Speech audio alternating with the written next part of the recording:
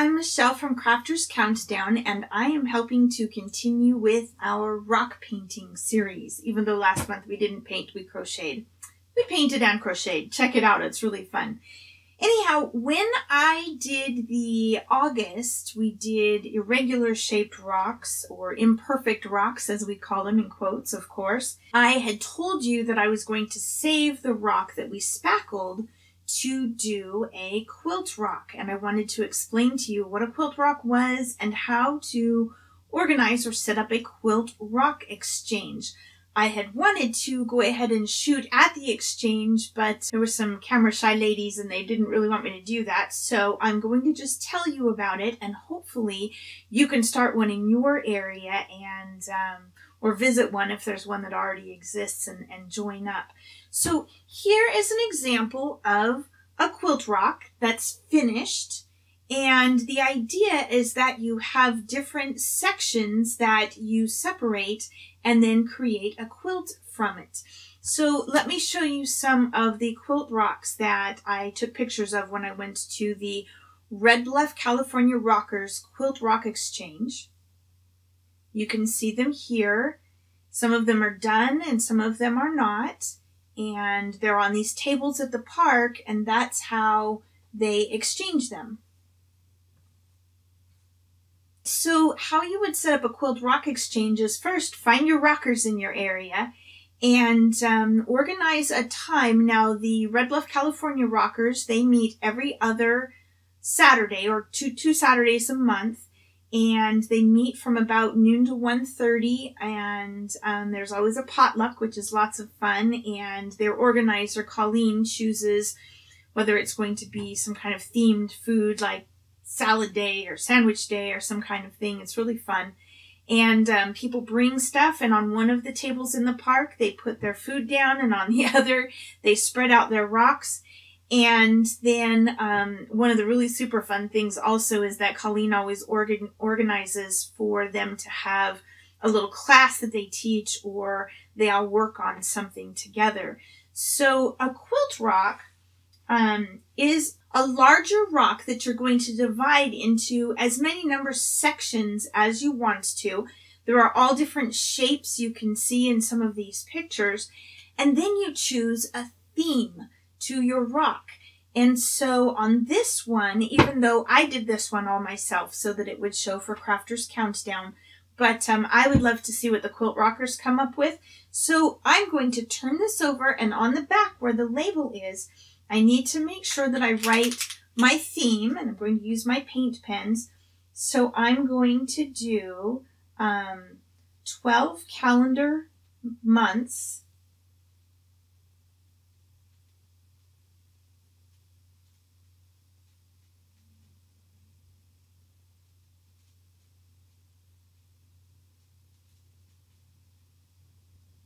And then I wrote the word countdown, so it would help.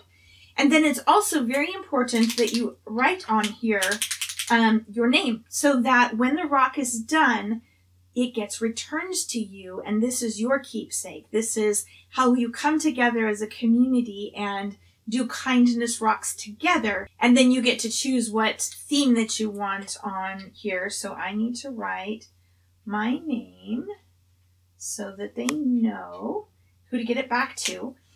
And then once this is dry, I'll flip it over. This takes a second. Now I need to divide this, because I've chosen the calendar countdown. I need to divide this into 12 different sections. So I'm going to go one down the middle. Boop, boop, boop, boop. Because I did spackle this, because it was a very pithy rock. This does have several coats of white acrylic paint on there. And now I need to divide it into 6 more areas. So I'm going to go right through the middle there. So there it's 4. Divide that in half again. All right, and now we have 12 sections. And so the next time I take this to a quilt rock exchange, or QRE as they put them on the hashtag, I'll take this to a quilt rock exchange, then I'll set this on the table, and hopefully somebody will go, ooh, that looks like fun, and they'll want to do one. Now, it's also you know, completely appropriate for me to paint the first one to start giving people an idea of what the theme is and how to follow it. You'll see in the pictures that I've got here, you've got some amazing barns and 7 Acre Woods and Harry Potter, and you know, when the young people start, some that have their the thing that they're following right now on social media or entertainment world, some of us older folks don't really know what those are. Now, when I went to a Quilt Rock Exchange last month, I did take 2 Christmas themed rocks and I mailed them to somebody to show you for next month. So be sure that you're watching next month to find out who painted on those quilt rocks for us. Now, another thing that I think is really super cool that the Red Bluff California Rockers do is, you know, when you come as a family, and a lot of rockers do participate as a family, then the kids want to play too. And so they'll have a separate table, a smaller table, where they are kids' rocks. Now, adults can paint on the kids' rocks, but they kind of made a rule that the kids wouldn't take the adults' rocks. You know, there are some younger kids who might do some younger looking artwork, and so that's why they keep the kids' rocks and the adults' rocks separate, which I think is super awesome.